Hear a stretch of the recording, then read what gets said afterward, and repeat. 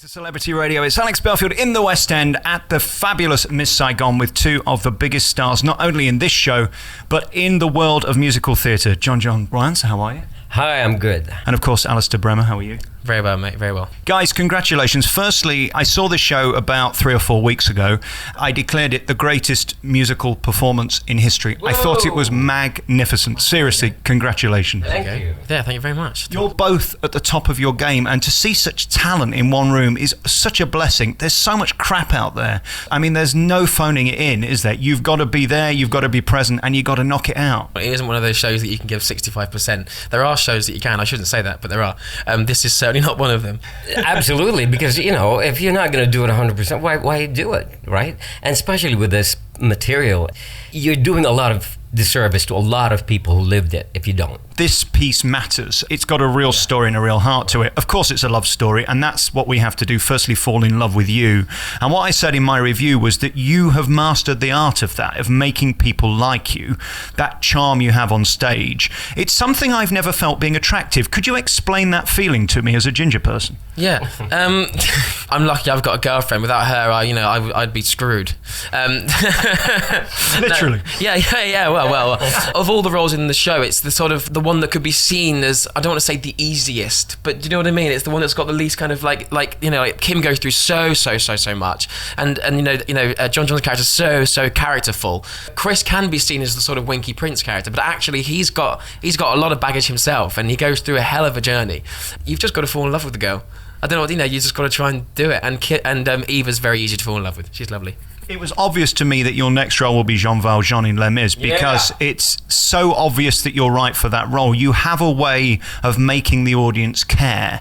I mean, when you sing your songs, they've got to be done properly, haven't they? There's no just sort of throwing it away. Every word counts. Well, you have to respect the real history of the show. It's based in actual truth. Like you said, there are sort of jukebox musicals that are just trying to string together, but this really has actual truth. So that's it makes our job easier. Actually, it makes us it makes your ability to truly feel more easy, because you can go and watch footage of these real people doing the same things you're doing. So it makes your life a lot easier. But it really is. You can just pluck it out, so long as you know the history, because you can't approach this without that. If you approach this without the research, it's just not the same. You've had a magnificent career. We'll get to that next. First, though, John, let's talk about you and your role as the engineer. I mean, I've never seen anybody with more consistent energy in a show that seems to love being there more than you. You were born to do that role. I think that's probably the reason you've been in it for 400 years. That's right, 401 years. I'm just happy to be here. I love what I do. I love this role. That's why I keep coming back, and luckily Cameron thinks the same way. And and I show my appreciation by giving my everything out there, because if I don't, I might as well go home and cook sausages. I guess if the producer doesn't like you, you're going to struggle in a role, aren't you, really? It's never going to work if the producer thinks you're rubbish. Absolutely, especially Cameron. He'll kill you. I can't remember what year it was. Was it 1989 you were first? Yeah, 1989 you first starred in this. You've done it around the world. You were in the last run of the first show. You're in the first show of the new run back in May. I mean, no greater talent, no greater compliment to your career, really, is there, that they keep having you back? You were clearly the man for the job. I don't know how to answer that.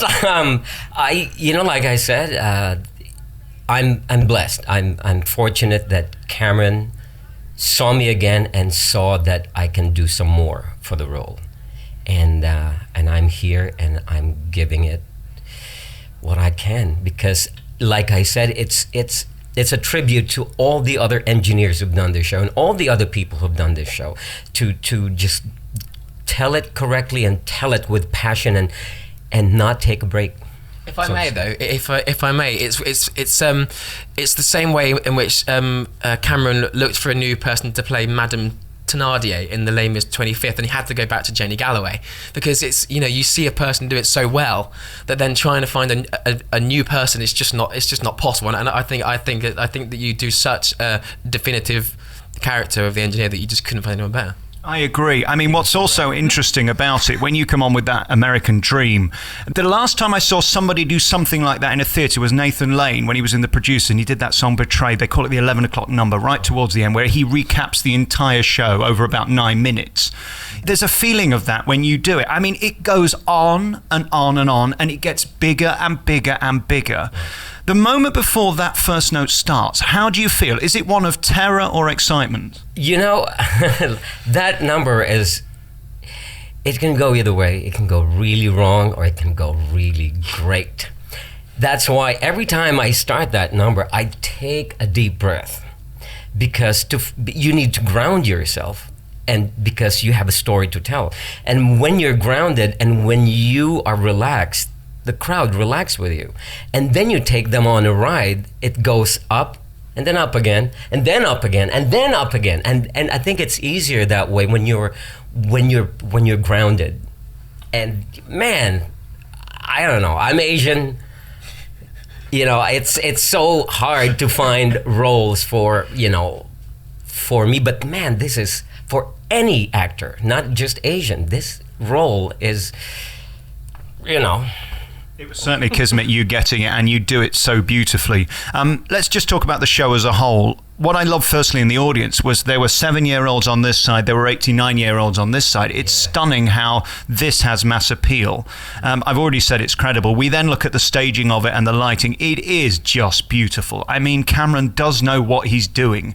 If anybody can find a way to criticize him, and I don't really know how they can, I mean, he knows how to put a show on, and he's given you one. Before you even sing a note, it's a great show, isn't it?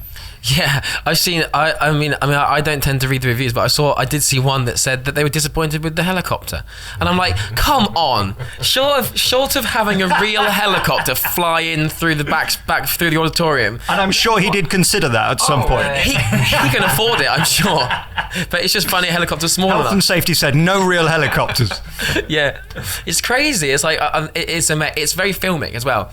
I think that Lawrence has done a really good job of making it so filmic, and the set is very I don't know how to describe it. It's very spiky, and it's the set's HD. Right. You know what I mean? Yeah. It's very sort of 4D. Yeah. It's got such grit and such sharp edges. It's just. I mean, I haven't officially watched it, but just looking at the set when I first walked in, it was wow. It's like, am I wearing a pair of sort of reading glasses to look at the set? It was so sharp, wasn't it? Yeah.